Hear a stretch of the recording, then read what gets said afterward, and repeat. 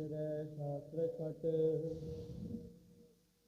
ਪਿੰਗ ਗਿਰਨ ਚੜ ਜਾਏ। ਅੰਧ ਲਖੈ ਬਦਰੋ ਸੁਨੈ ਜੋ ਕਾਲ ਕਿਰਪਾ ਕਰਾਏ। ਮੂਕ ਉਚਰੈ ਸ਼ਾਸਤਰ ਖਟ ਪਿੰਗ ਗਿਰਨ ਚੜ ਜਾਏ। ਅੰਧ ਲਖੈ ਬਦਰੋ ਸੁਨੈ ਜੋ ਕਾਲ ਕਿਰਪਾ ਕਰਾਏ। ਸੱਜਣ ਸੱਚਾ ਪਾਤਸ਼ਾਹੋ ਫਿਰ ਸ਼ਾਹਾਂ ਦੇ ਸ਼ਾਹੋ। ਜਿਸ ਪਾਸ ਬੈਠਿਆ ਸੋਹੀਐ ਸਭਨਾ ਦਾ ਵਿਸਾਹੋ।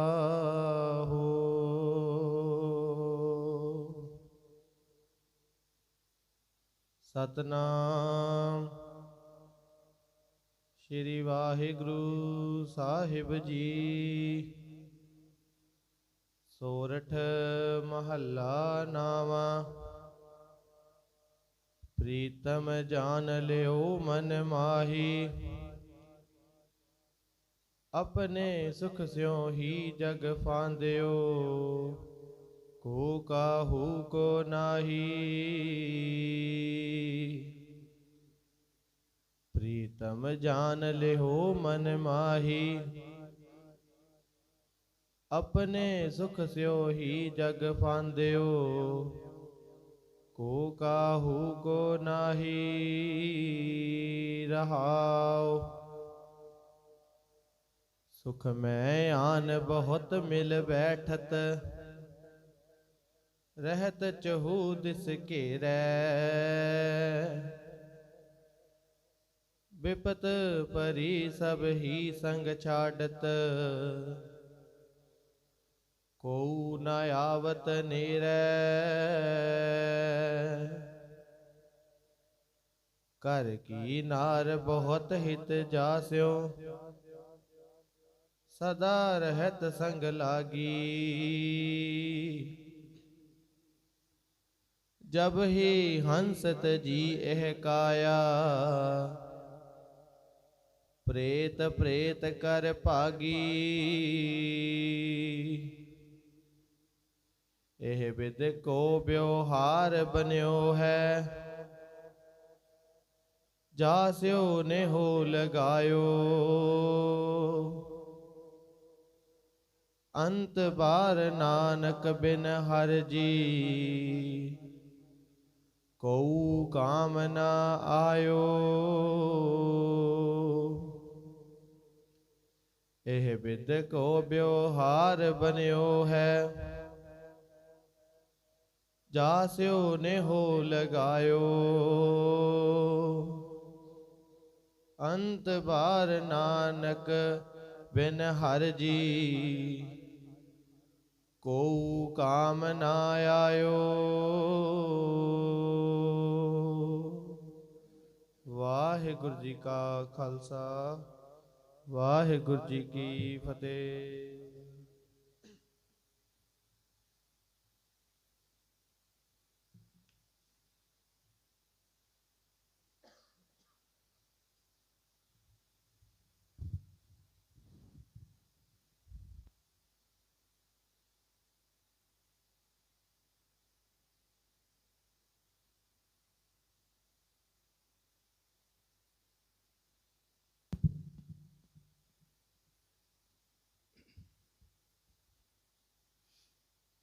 ਸ਼੍ਰੀ ਵਾਹਿਗੁਰੂ ਜੀ।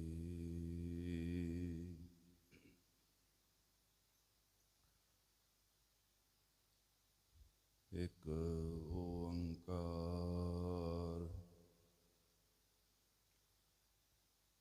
ਸਤਨਾਮ ਕਰਤਾ ਪੁਰਖ ਨਿਰਭਉ ਨਿਰਵੈਰ ਅਕਾਲ ਮੂਰਤ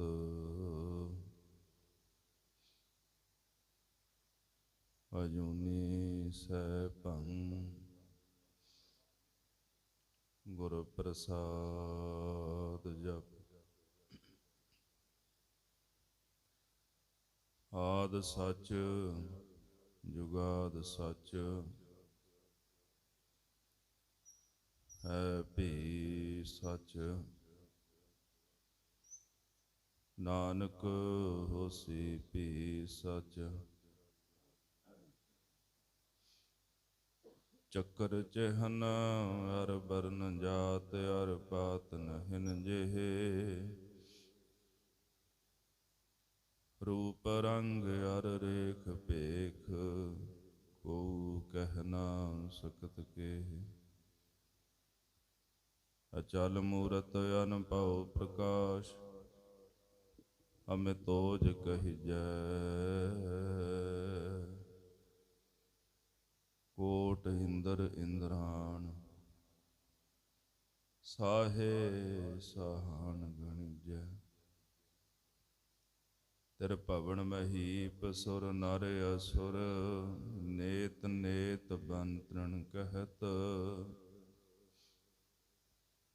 ਤੈ ਸਰਬ ਨਾਮ ਕਥੈ ਕਵਨ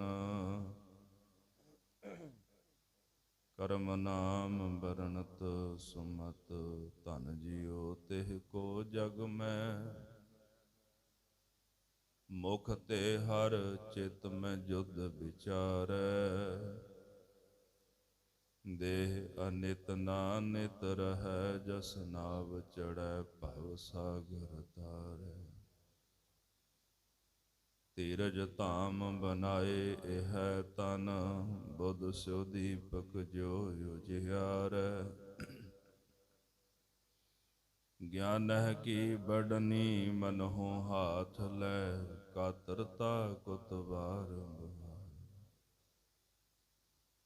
ਸੂਰਾ ਸੋ ਪਹਿਚਾਨੀਐ ਜੋ ਲਰੈ ਦੀਨ ਕੇ ਹੇਤ।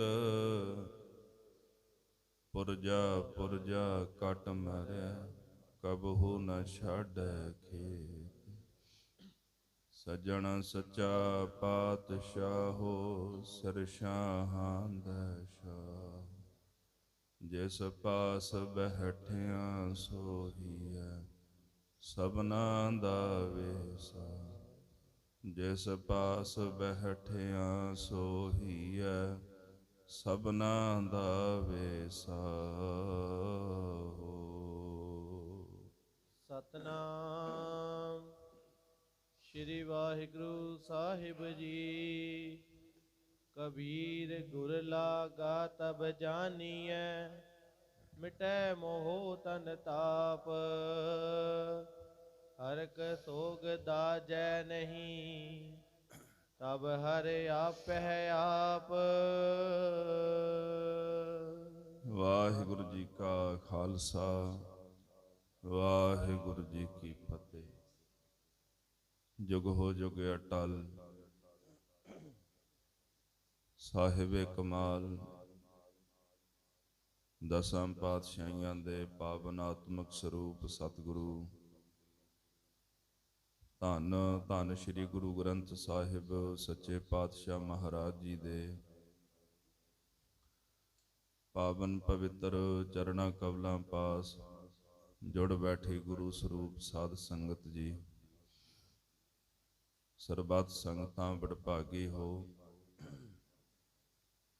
ਗੁਰੂ ਚਰਣਾ ਪਾਸ ਸਤਿਗੁਰਾਂ ਦੀ ਪਾਵਨ ਗੁਰਬਾਣੀ ਦੇ ਨਿਤਨੇਮ ਦੇ ਜਾਪ ਆਪ ਜੀ ਨੇ ਸਰਵਣ ਕੀਤੇ ਨੇ। ਅੱਜ ਪਾਵਨ ਪਵਿੱਤਰ ਸ਼ਹੀਦੀ ਦਿਹਾੜਾ ਸਤਿਗੁਰੂ ਕਲਗੀਧਰ ਗੁਰੂ ਗੋਬਿੰਦ ਸਿੰਘ ਸਾਹਿਬ ਜੀ ਮਹਾਰਾਜ ਆਪ ਜੀ ਦੇ ਵੱਡੇ ਫਰਜ਼ੰਦ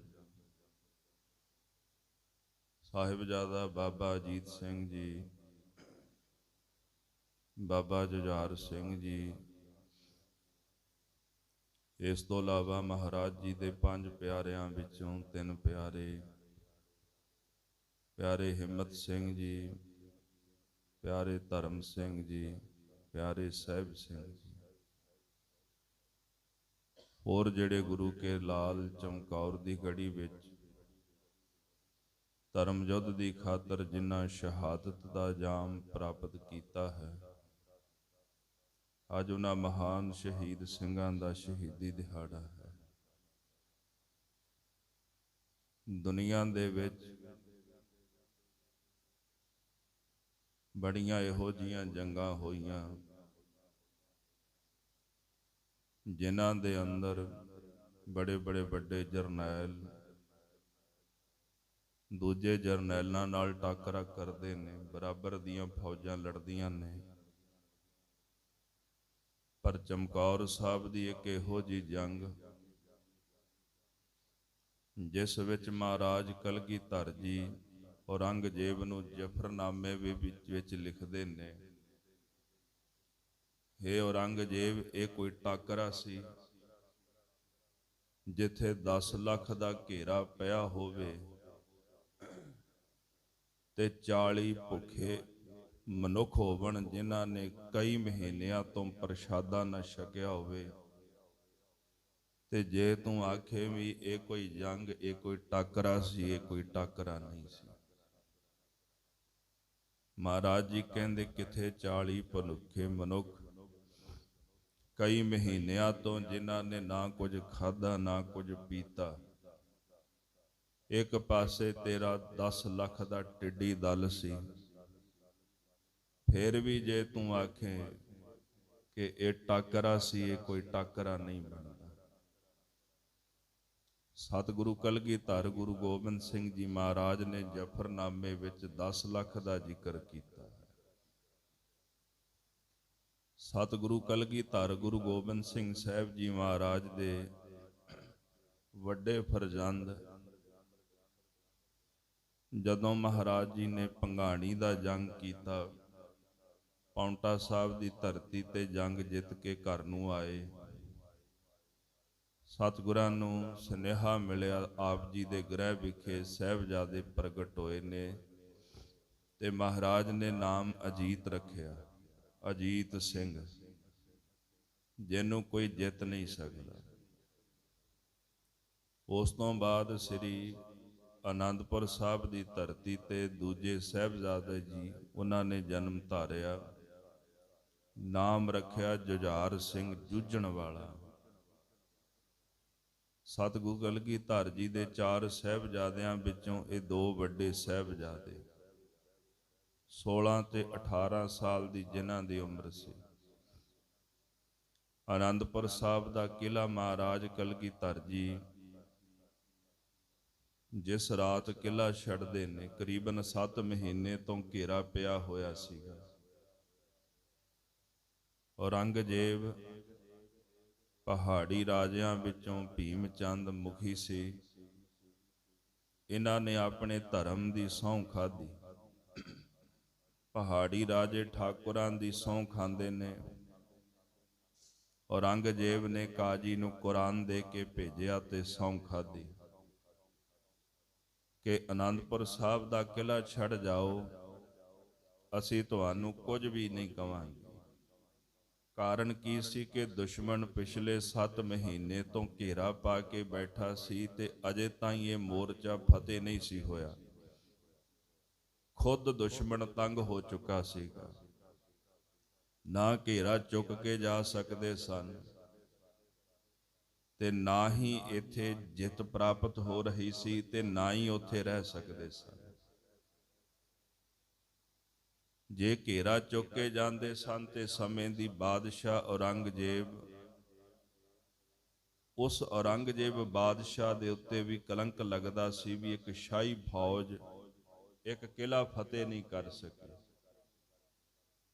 ਮਹਾਰਾਜ ਕਲਗੀਧਰ ਗੁਰੂ ਗੋਬਿੰਦ ਸਿੰਘ ਸਾਹਿਬ ਜੀ ਦੇ ਪਾਸ ਉਹਨਾਂ ਨੇ ਬੜੀ ਨੀਤੀ ਨਾਲ ਸਹੁੰ ਚੁੱਕ ਕੇ ਧਾਰਮਿਕ ਗ੍ਰੰਥ ਭੇਜੇ। ਸਤਿਗੁਰੂ ਜੀ ਜੋ ਜ਼ਫਰਨਾਮੇ ਵਿੱਚ ਜ਼ਿਕਰ ਕਰਦੇ ਨੇ, ਔਰੰਗਜ਼ੇਬ, ਮੈਨੂੰ ਤੇਰੇ ਧਾਰਮਿਕ ਗ੍ਰੰਥਾਂ ਤੇ ਸ਼ੱਕ ਨਹੀਂ, ਪਰ ਤੇਰੀ ਨੀਅਤ ਤੇ ਸ਼ੱਕ ਹੈ। ਇਸ ਕਰਕੇ ਮੈਂ ਤੇਰੀ ਸਹੁੰ ਨਹੀਂ ਮੰਨਦਾ। ਧਾਰਮਿਕ ਗ੍ਰੰਥ ਜਿਹੜੇ ਨੇ ਉਹਨਾਂ ਤੇ ਸ਼ੱਕ ਨਹੀਂ, ਪਰ ਤੇਰੀ ਨੀਅਤ ਤੇ ਸ਼ੱਕ ਜ਼ਰੂਰ ਹੈ, ਕਿਉਂਕਿ ਤੇਰੀ ਨੀਅਤ ਖੋਟੀ ਹੈ। ਸਤਿਗੁਰੂ ਕਲਗੀਧਰ ਗੁਰੂ ਗੋਬਿੰਦ ਸਿੰਘ ਸਾਹਿਬ ਸੱਚੇ ਪਾਤਸ਼ਾਹ ਮਹਾਰਾਜ ਨੇ ਅਨੰਦਪੁਰ ਸਾਹਿਬ ਦਾ ਕਿਲ੍ਹਾ ਛੱਡਣ ਤੋਂ ਇਨਕਾਰ ਕੀਤਾ। ਪਰ ਸਿੰਘ ਕਹਿਣ ਲੱਗੇ ਮਹਾਰਾਜ ਉਹ ਸੋਹਾਂ ਚੱਕਦੇ ਨੇ। ਮਹਾਰਾਜ ਕਹਿੰਦੇ ਵੀ ਇਹਨਾਂ ਤੇ ਵਿਸ਼ਵਾਸ ਨਹੀਂ ਕਰਨਾ ਚਾਹੀਦਾ ਦੁਸ਼ਮਣ ਤੇ। ਕਈ ਸਿੰਘ ਇਸ ਗੱਲ ਤੇ ਬਜਿੱਦ ਹੋ ਗਏ ਵੀ ਕਿਲ੍ਹਾ ਛੱਡੋ। ਤੇ ਸਤਿਗੁਰੂ ਕਲਗੀਧਰ ਜੀ ਨੇ ਫਿਰ ਇੱਕ ਕੌਤਕ ਵਿਖਾਇਆ ਸਿੰਘਾਂ ਨੂੰ। ਗੁਰਦੇਵ ਨੇ ਜਿਹੜੇ ਏਲਚੀ ਆਏ ਸਨ ਉਹਨਾਂ ਨੂੰ ਆਖਿਆ ਵੀ ਸਾਨੂੰ ਗੱਡੇ ਚਾਹੀਦੇ ਨੇ, ਅਸੀਂ ਆਪਣਾ ਖਜ਼ਾਨਾ ਪਹਿਲਾਂ ਕੱਢਣਾ। ਇਹ ਬੜੇ ਖੁਸ਼ ਹੋਏ ਕਿ ਗੁਰੂ ਸਾਹਿਬ ਜੀ ਕਿਲ੍ਹਾ ਛੱਡਣ ਨੂੰ ਤਿਆਰ ਹੋ ਗਏ ਨੇ। ਸਤਿਗੁਰੂ ਸਾਹਿਬ ਜੀ ਨੇ ਗੱਡਿਆਂ ਦੇ ਉੱਪਰ ਜਿੰਨਾ ਵੀ ਕਿਲ੍ਹੇ ਦੇ ਅੰਦਰ ਦਾ ਕੂੜਾ ਕਰਕਟ ਸੀ ਉਹ ਸਾਰਾ ਇਕੱਠਾ ਕਰਾ ਕੇ ਚੰਗੇ ਬਸਤਰਾਂ ਵਿੱਚ ਪੋਟਲੀਆਂ ਬਣਾ ਕੇ ਗੱਡਿਆਂ ਦੇ ਉੱਤੇ ਲਦਾ ਦਿੱਤਾ। ਉੱਤੇ ਰੇਸ਼ਮ ਦੇ ਦੁਸ਼ਾਲੇ ਪਾ ਦਿੱਤੇ।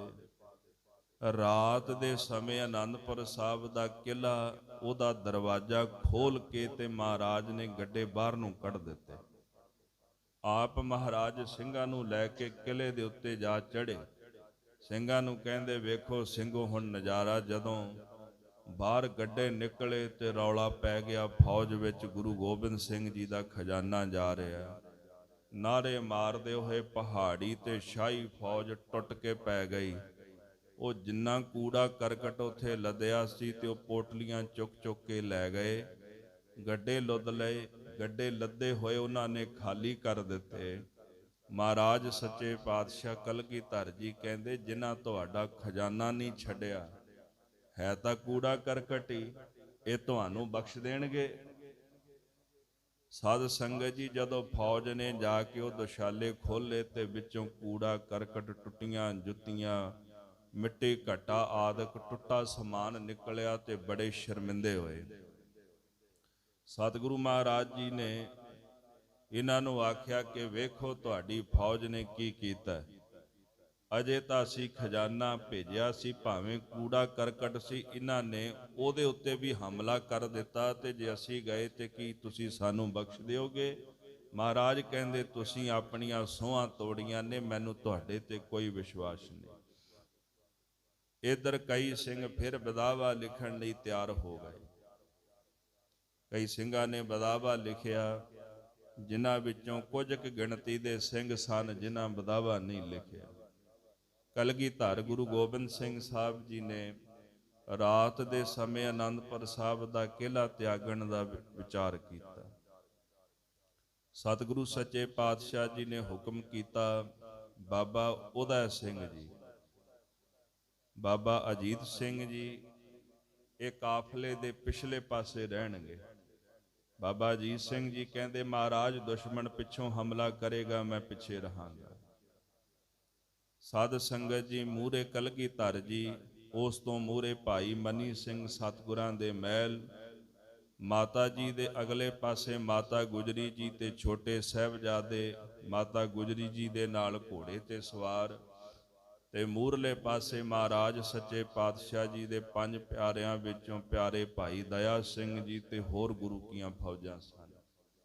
ਸਤਿਗੁਰੂ ਜੀ ਨੇ ਆਨੰਦਪੁਰ ਸਾਹਿਬ ਦਾ ਕਿਲ੍ਹਾ ਖਾਲੀ ਕਰ ਦਿੱਤਾ ਰਾਤ ਦੇ ਵਕਤ। ਇੱਥੋਂ ਚਲਦੇ ਚਲਦੇ ਸਤਿਗੁਰੂ ਮਹਾਰਾਜ ਸ੍ਰੀ ਕੀਰਤਪੁਰ ਸਾਹਿਬ ਦੀ ਧਰਤੀ ਤੇ ਪਹੁੰਚੇ ਨੇ। ਬਾਬਾ ਸੂਰਜ ਮੱਲ ਜੀ ਉਹਨਾਂ ਦੇ ਪੋਤਰੇ ਆ ਕੇ ਮਹਾਰਾਜ ਸੱਚੇ ਪਾਤਸ਼ਾਹ ਨੂੰ ਮਿਲੇ। ਜਦੋਂ ਆਨੰਦਪੁਰ ਸਾਹਿਬ ਦਾ ਕਿਲ੍ਹਾ ਛੱਡਿਆ ਤੇ ਮਹਾਰਾਜ ਜੀ ਨੇ ਇੱਕ ਉਦਾਸੀ ਜਿਹੜਾ ਸੰਤ ਸੀ ਭਾਈ ਗੁਰਬਖਸ਼, ਉਹਨਾਂ ਨੂੰ ਇੱਥੇ ਆਨੰਦਪੁਰ ਸਾਹਿਬ ਮਹਾਰਾਜ ਨੇ ਛੱਡ ਦਿੱਤਾ।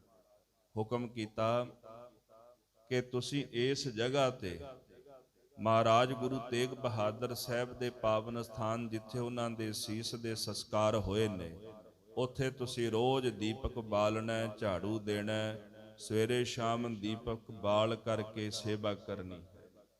ਇਹ ਆਗਿਆ ਦੇ ਕੇ ਮਹਾਰਾਜ ਇੱਥੋਂ ਚਲੇ ਗਏ। ਜਦੋਂ ਗੁਰੂ ਗੋਬਿੰਦ ਸਿੰਘ ਜੀ ਮਹਾਰਾਜ ਕੀਰਤਪੁਰ ਸਾਹਿਬ ਟੱਪੇ ਨੇ, ਇੱਧਰ ਪਿੱਛੋਂ ਫੌਜਾਂ ਨੇ ਹੱਲਾ ਬੋਲ ਦਿੱਤਾ। ਮਹਾਰਾਜ ਜੀ ਨੇ ਜਫਰਨਾਮੇ ਵਿੱਚ ਜ਼ਿਕਰ ਕੀਤਾ ਕਿ ਧਰਮ ਗ੍ਰੰਥਾਂ ਦੀਆਂ ਖਾਧੀਆਂ ਸੋਹਾਂ ਤੁਸੀਂ ਤੀਰਾਂ ਦੇ ਨਾਲ, ਬੰਦੂਕਾਂ ਦੇ ਨਾਲ, ਬਰਛਿਆਂ ਦੇ ਨਾਲ ਤੋੜੀਆਂ ਨੇ।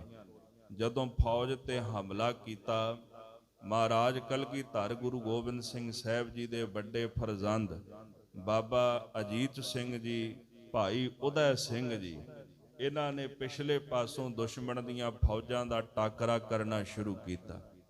ਸਤਿਗੁਰਾਂ ਦੀ ਵਿਉਂਤਬੰਦੀ ਸੀ ਕਿ ਰੋਪੜ ਜਾ ਕੇ ਇਕੱਠੇ ਹੋਵਾਂਗੇ, ਪਰ ਐਸਾ ਹੋ ਨਾ ਸਕਿਆ। ਹੱਡ ਚੀਰਵੀਂ ਠੰਡ ਸੀ। ਸਾਧ ਸੰਗਤ ਮਹਾਰਾਜ ਕਲਗੀਧਰ ਗੁਰੂ ਗੋਬਿੰਦ ਸਿੰਘ ਸਾਹਿਬ ਜੀ ਆਪ ਜੀ ਚਲਦੇ ਚਲਦੇ ਸਰਸਾ ਦੇ ਕੰਢੇ ਤੇ ਪਹੁੰਚੇ। ਜਿੱਥੇ ਠੰਡ ਸੀ ਉੱਥੇ ਮੀਂਹ ਵੀ ਪੈਂਦਾ ਸੀਗਾ। ਸਰੀਰ ਥਰ ਥਰ ਕੰਬਦੇ, ਕਈ ਮਹੀਨਿਆਂ ਦੇ ਭੁੱਖੇ ਭਾਣੇ ਸਿੰਘ, ਤੇ ਇਧਰ ਸਰਸਾ ਦਾ ਪਾਣੀ ਠਾਠਾਂ ਮਾਰਦਾ ਹੋਇਆ ਲੰਘਦਾ ਹੈ। ਤੇ ਅੰਮ੍ਰਿਤ ਵੇਲੇ ਦਾ ਸਮਾਂ ਹੋ ਚੁੱਕਾ ਸੀ। ਮਹਾਰਾਜ ਕਲਗੀਧਰ ਜੀ ਜਦੋਂ ਸਰਸਾ ਦੇ ਕੰਢੇ ਤੇ ਪਹੁੰਚੇ, ਭਾਈ ਦਇਆ ਸਿੰਘ ਨੂੰ ਆਵਾਜ਼ ਮਾਰੀ। ਭਾਈ ਦਇਆ ਸਿੰਘ ਹਾਜ਼ਰ ਹੋਏ। ਭਾਈ ਸਾਹਿਬ, ਮਹਾਰਾਜ ਜੀ ਹੁਕਮ। ਸਤਿਗੁਰੂ ਕਹਿੰਦੇ ਅੰਮ੍ਰਿਤ ਵੇਲਾ ਹੋਇਆ, ਦੀਵਾਨ ਸਜਾਓ, ਸ੍ਰੀ ਆਸਾ ਕੀ ਵਾਰ ਦਾ ਕੀਰਤਨ ਕਰੀਏ। ਬੜੀ ਹੈਰਾਨੀ ਦੀ ਗੱਲ, ਦੁਸ਼ਮਣ ਚੜ ਕੇ ਆਇਆ ਸੀ, ਪਿੱਛੇ ਜੰਗ ਹੁੰਦਾ ਪਿਆ, ਤੇ ਮਹਾਰਾਜ ਕਲਗੀਧਰ ਜੀ ਕਹਿੰਦੇ ਭਾਈ ਦਇਆ ਸਿੰਘ ਗੁਰਬਾਣੀ ਦਾ ਕੀਰਤਨ ਕਰੋ। ਭਾਈ ਸਾਹਿਬ ਜੀ ਕਹਿੰਦੇ ਮਹਾਰਾਜ ਜੀ ਫੌਜਾਂ ਚੜ ਕੇ ਆਈਆਂ ਹੋਈਆਂ, ਜੰਗ ਹੋ ਰਹੇ ਹੈ। ਸਤਿਗੁਰੂ ਕਹਿੰਦੇ ਜਿਸ ਦਿਨ ਅੰਦਰੋਂ ਗੁਰੂ ਕਾ ਸ਼ਬਦ ਚਲਾ ਜਾਏ ਉਸ ਦਿਨ ਹਾਰ ਨਿਸ਼ਚਿਤ ਹੈ। ਜਦੋਂ ਗੁਰੂ ਕਾ ਸ਼ਬਦ ਸਿੱਖ ਦੇ ਹਿਰਦੇ ਵਿੱਚ ਵਸਦਾ ਹੋਵੇ ਤੇ ਸਿੱਖ ਦੀ ਕਦੇ ਹਾਰ ਨਹੀਂ ਹੁੰਦੀ। ਖਾਲਸਾ ਜੀ, ਇੱਕ ਪਾਸੇ ਬੰਦੂਕਾਂ ਦੀਆਂ ਗੋਲੀਆਂ ਦਾ, ਤੀਰਾਂ ਦਾ ਮੀਂਹ ਵਰਦਾ ਹੈ, ਇੱਕ ਪਾਸੇ ਤਲਵਾਰਾਂ ਢਾਲਾਂ ਖੜਕ ਰਹੀਆਂ ਨੇ। ਸਾਹਿਬਜ਼ਾਦਾ ਬਾਬਾ ਅਜੀਤ ਸਿੰਘ ਜੀ, ਬਾਬਾ ਉਦੈ ਸਿੰਘ ਜੀ ਜੰਗ ਕਰ ਰਹੇ ਨੇ, ਤੇ ਦੂਜੇ ਪਾਸੇ ਮਹਾਰਾਜ ਕਲਗੀਧਰ ਗੁਰੂ ਗੋਬਿੰਦ ਸਿੰਘ ਸਾਹਿਬ ਜੀ ਨੇ ਦੀਵਾਨ ਸਜਾਇਆ ਤੇ ਸ੍ਰੀ ਆਸਾ ਕੀ ਵਾਰ ਦਾ ਕੀਰਤਨ ਹੋ ਰਿਹਾ। ਤੇ ਸਤਿਗੁਰੂ ਗਰੀਬ ਨਵਾਜ ਜੀ ਨੇ ਦੀਵਾਨ ਦਾ ਭੋਗ ਪਾਇਆ। ਜਦੋਂ ਸਰਸਾ ਨਦੀ ਪਾਰ ਕਰਨ ਲੱਗੇ ਤੇ ਠਾਠਾਂ ਮਾਰਦੇ ਹੋਏ ਪਾਣੀ ਅੰਦਰ ਕਈ ਸਿੰਘ ਰੁੜ ਗਏ। ਮਹਾਰਾਜ ਦਾ ਖਜ਼ਾਨਾ ਰੁੜਿਆ। ਖਜ਼ਾਨੇ ਵਿੱਚ ਇੱਕ ਗ੍ਰੰਥ ਰੁੜ ਗਿਆ ਜਿਹਦਾ ਨਾਮ ਵਿਦਿਆ ਸਾਗਰ ਸੀ। ਮਹਾਰਾਜ ਸੱਚੇ ਪਾਤਸ਼ਾਹ ਕਲਗੀਧਰ ਜੀ ਨੇ ਵਿਦਵਾਨਾਂ ਨੂੰ ਲਾ ਕੇ ਬੜੀ ਮਿਹਨਤ ਦੇ ਨਾਲ ਹਿੰਦੁਸਤਾਨ ਦੇ ਪ੍ਰਾਤਨ ਗ੍ਰੰਥਾਂ ਦਾ ਅਨੁਵਾਦ ਕਰਾ ਕੇ ਇਸ ਗ੍ਰੰਥ ਨੂੰ ਮਹਾਰਾਜ ਕਲਗੀਧਰ ਜੀ ਨੇ ਲਿਖਵਾਇਆ ਸੀ। ਤੇ ਉਹ ਜਿਹੜਾ ਗ੍ਰੰਥ ਸਰਸਾ ਦੀ ਭੇਟ ਚੜ ਗਿਆ। ਸਿੰਘ ਸਰਸਾ ਦੀ ਭੇਟ ਚੜ ਗਏ, ਔਰ ਸਰਸਾ ਨਦੀ ਨੇ ਮਹਾਰਾਜ ਕਲਗੀਧਰ ਜੀ ਦਾ ਪਰਿਵਾਰ ਵਿਛੋੜ ਕੇ 3 ਹਿੱਸਿਆਂ ਵਿੱਚ ਕਰ ਦਿੱਤਾ। ਇੱਕ ਹਿੱਸੇ ਦੇ ਅੰਦਰ ਮਹਾਰਾਜ ਸੱਚੇ ਪਾਤਸ਼ਾਹ ਗੁਰੂ ਗੋਬਿੰਦ ਸਿੰਘ ਸਾਹਿਬ ਜੀ ਤੇ ਮਹਾਰਾਜ ਨਾਲ ਕੁਝ ਸਿੰਘ ਨੇ। ਇੱਕ ਹਿੱਸੇ ਅੰਦਰ ਰਾਤ ਦਾ ਸਮਾਂ ਸੀ, ਕਿਉਂਕਿ ਕੁਦਰਤੀ ਜਦੋਂ ਠੰਡ ਹੁੰਦੀ ਹੈ ਤੇ ਦਿਨ ਥੋੜਾ ਜਿਹਾ ਦੇਰੀ ਨਾਲ ਚੜ੍ਹਦਾ ਹੈ। ਹਨੇਰਾ ਸੀ। ਮਾਤਾ ਗੁਜਰੀ ਜੀ ਛੋਟੇ ਸਾਹਿਬਜ਼ਾਦਿਆਂ ਦੇ ਨਾਲ ਜੰਗਲੀ ਰਾਹ ਹੋ ਤੁਰੇ। ਜਿਸ ਪਾਸੇ ਚੰਦੂ ਦੀ ਜਿਹੜਾ ਗੰਗੂ ਸੀ ਉਹਦੀ ਸਹੇੜੀ ਸੀ, ਉਸ ਇਲਾਕੇ ਨੂੰ ਚੱਲ ਪਏ ਮਾਤਾ ਜੀ। ਸਤਿਗੁਰ ਜੀ ਦੇ ਮਹਿਲ ਮਾਤਾ ਸਾਹਿਬ ਕੌਰ ਜੀ ਔਰ ਮਾਤਾ ਸੁੰਦਰੀ ਜੀ, ਭਾਈ ਮਨੀ ਸਿੰਘ ਜੀ, ਇਹਨਾਂ ਦਾ ਕਾਫਲਾ ਸੀ ਤੇ ਕੁਝ ਸੰਗਤਾਂ ਸਨ ਦਿੱਲੀ ਦੀਆਂ।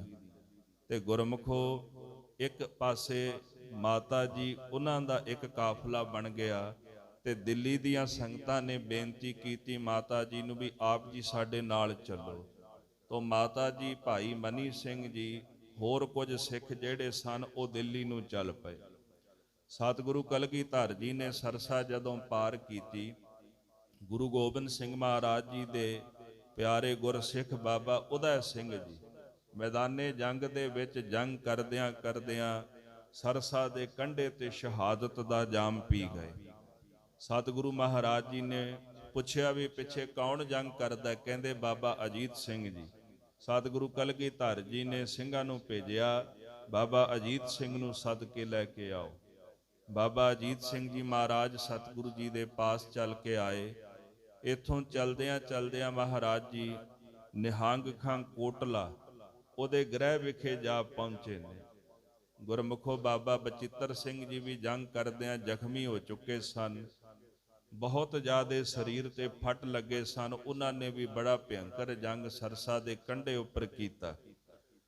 ਕਹਿੰਦੇ ਜਦੋਂ ਨਿਹੰਗ ਖਾਂ ਕੋਟਲਾ ਉਹਦੇ ਘਰ ਵਿੱਚ ਪਹੁੰਚੇ, ਗੁਰੂ ਘਰ ਦਾ ਬੜਾ ਸ਼ਰਧਾਲੂ ਸੀਗਾ, ਮਹਾਰਾਜ ਸੱਚੇ ਪਾਤਸ਼ਾਹ ਜੀ ਨੇ ਇਹਦੇ ਗ੍ਰਹਿ ਵਿਖੇ ਚਰਨ ਪਾਏ।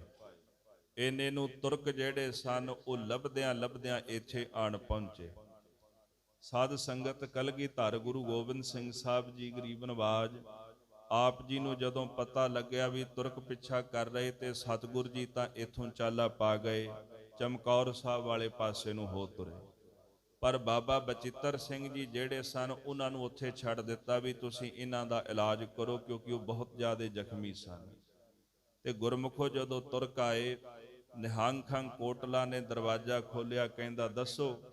ਆਖਦਾ ਤੁਹਾਡੇ ਘਰ ਦੀ ਤਲਾਸ਼ੀ ਲੈਣੀ, ਪਤਾ ਲੱਗਿਆ ਵੀ ਤੁਸੀਂ ਸਿੰਘਾਂ ਨੂੰ ਇੱਥੇ ਰੱਖਿਆ।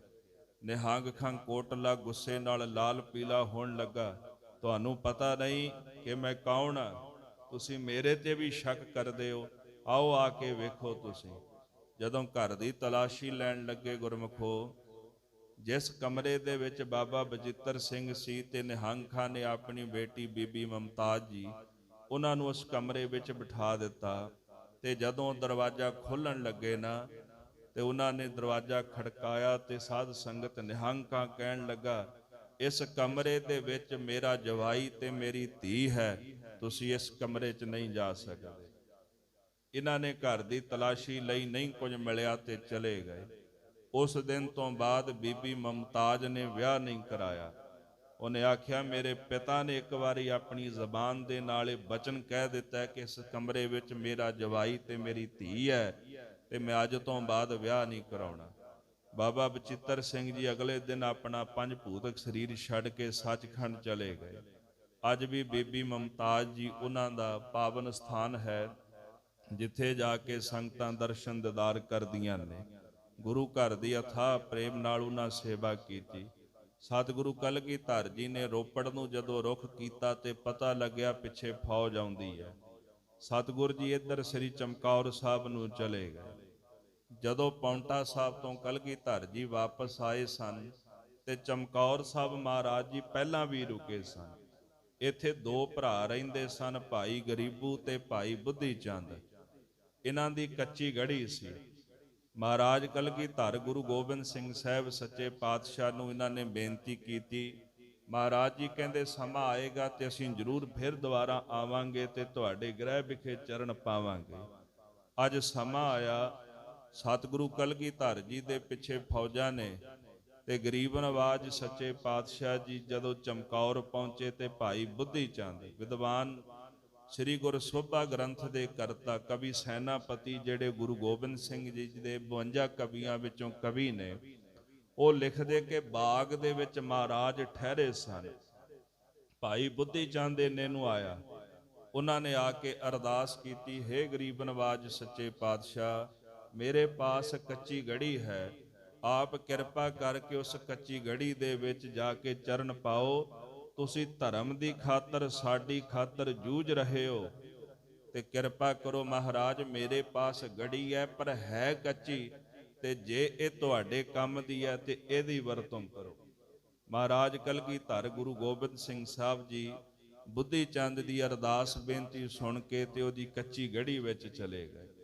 ਤੁਸੀਂ ਅੱਜ ਜਾਓ ਜੀ। ਉਹ ਗੜੀ ਕੱਚੀ ਗੜੀ ਇੱਕ ਉੱਚੀ ਟਿੱਬੀ ਦੇ ਉੱਪਰ ਸੀਗੀ। ਹੁਣ ਤਾਂ ਭਾਵੇਂ ਪੁਰਾਣੀ ਗੜੀ ਢਾਹ ਕੇ ਨਵੀਂ ਬਣਾ ਦਿੱਤੀ ਗਈ ਹੈ ਚਫੇਰਾ, ਪਰ ਹੈ ਉਹ ਉੱਚੀ ਜਗ੍ਹਾ ਤੇ ਸੀਗੀ, ਉੱਚੇ ਟਿੱਬੇ ਉੱਪਰ, ਤੇ ਚਾਰ ਚਫੇਰਿਓਂ ਖੁੱਲੀ ਹੋਈ ਸੀ, ਬਹੁਤ ਕੁਝ ਨਹੀਂ ਸੀ ਵਿੱਚ ਉਹਦੇ।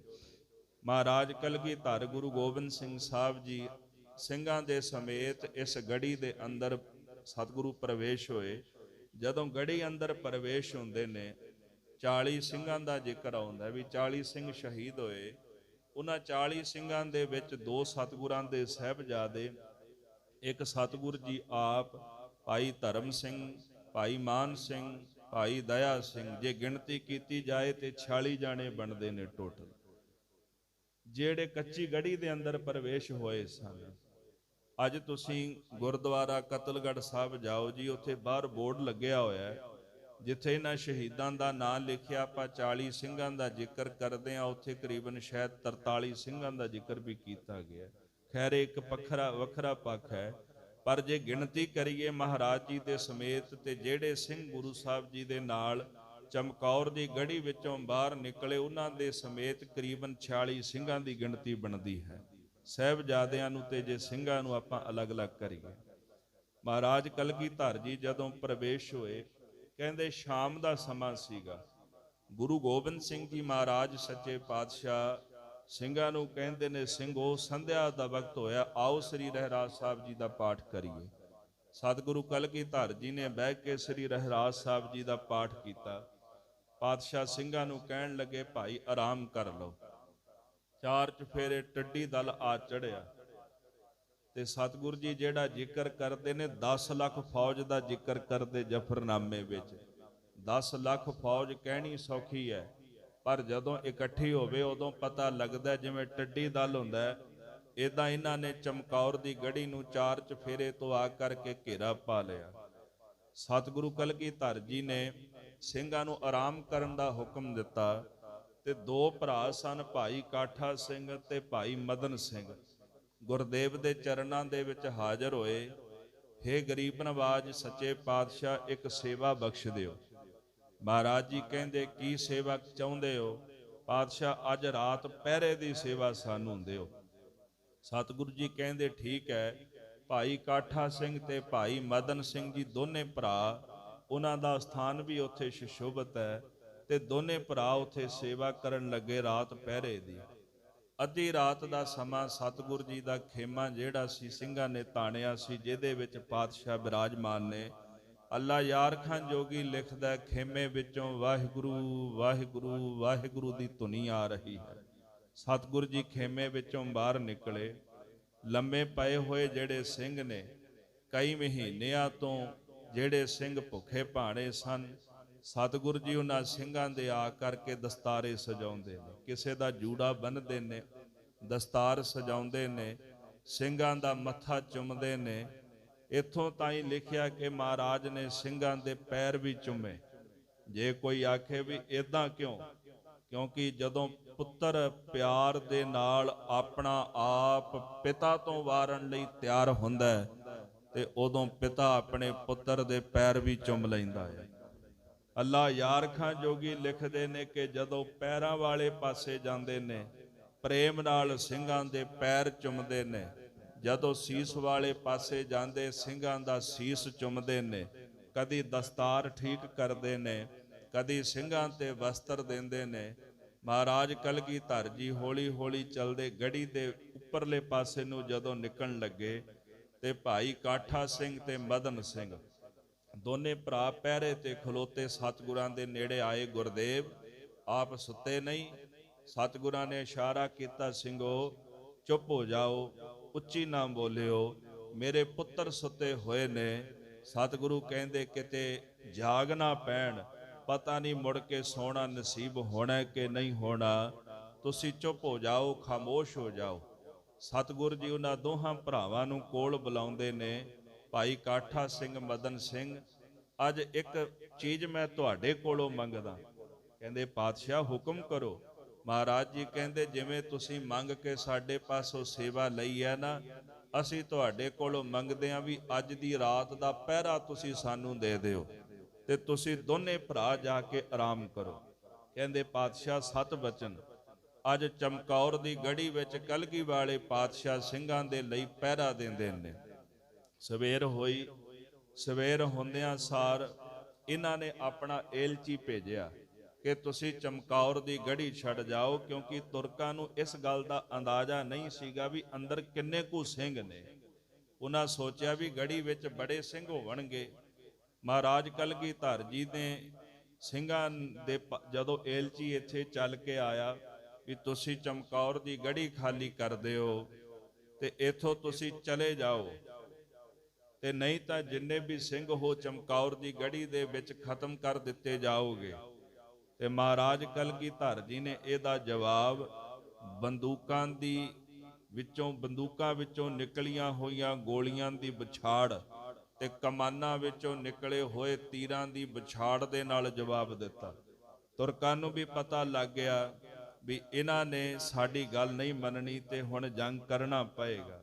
ਵਜ਼ੀਰ ਖਾਂ ਸੂਬਾ ਸਰਹੰਦ, ਜਿਹੜਾ ਮਹਾਰਾਜ ਕਲਗੀਧਰ ਜੀ ਦੇ ਪਿੱਛੇ ਪਿਆ ਹੋਇਆ ਸੀ, ਇਧਰੋਂ ਮਲੇਰ ਕੋਟਲੀਏ ਆਪਣੇ ਸੱਜਰੇ ਨੌਜਵਾਨ ਲੈ ਕਰਕੇ ਆਏ, ਇਹ ਵੀ ਇੱਥੇ ਪਹੁੰਚੇ।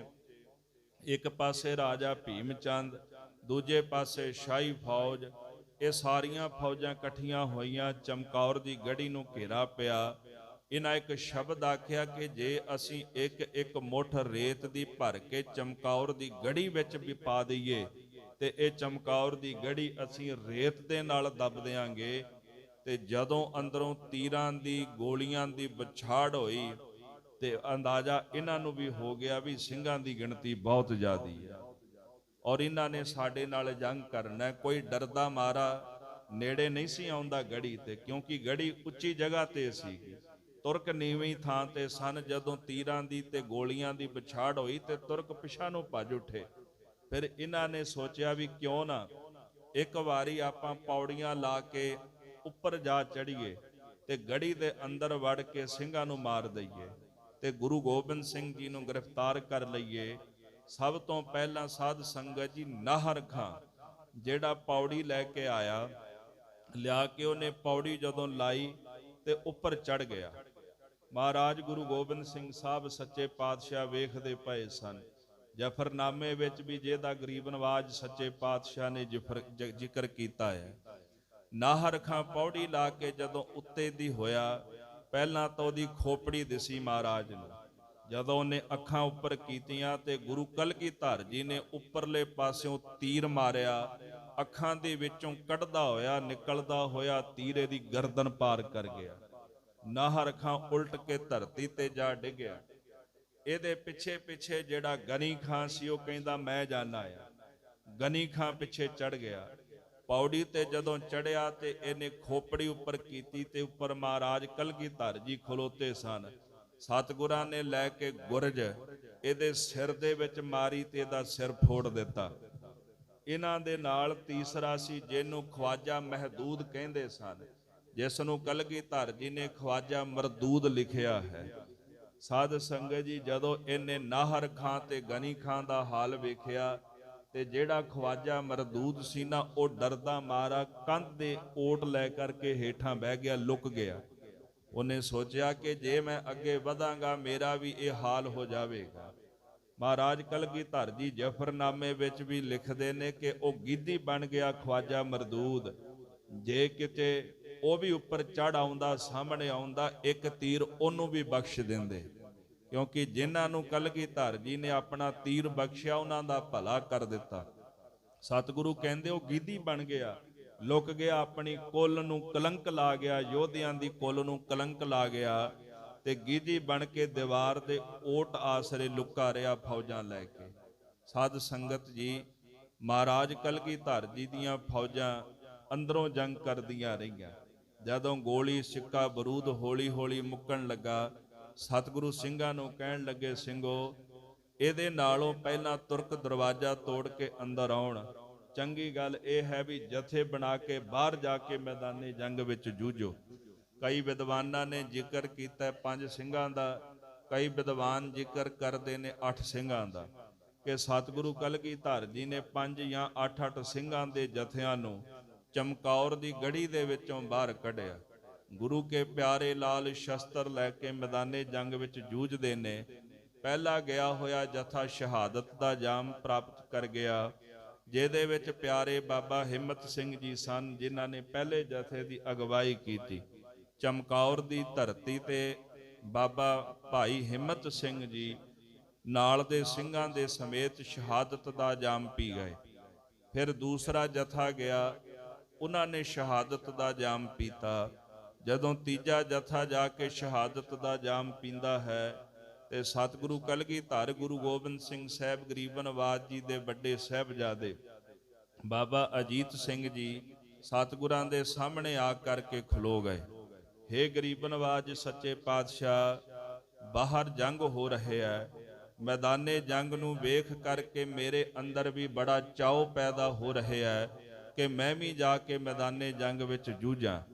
ਮਹਾਰਾਜ ਕਲਗੀਧਰ ਜੀ ਦੇ ਚਿਹਰੇ ਤੇ ਮੁਸਕਰਾਹਟ।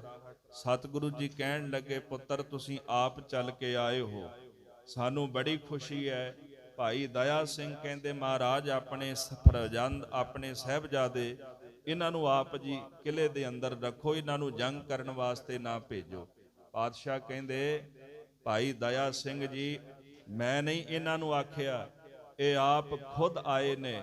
ਔਰ ਦੂਸਰੀ ਗੱਲ, ਮੇਰਾ ਨਾਦੀ ਪੁੱਤਰ ਖਾਲਸਾ ਤੇ ਮੇਰੇ ਬਿੰਦੀ ਪੁੱਤਰ, ਇਹਦਾ ਭਾਵ ਹੈ ਜੀ ਨਾਦੀ ਪੁੱਤਰ ਖਾਲਸੇ ਨੂੰ ਆਖਿਆ, ਜਿਹਦਾ ਸ਼ਬਦ ਵਿੱਚੋਂ ਜਨਮ ਹੋਇਆ ਉਹਨੂੰ ਨਾਦੀ ਪੁੱਤਰ ਕਹਿੰਦੇ ਨੇ।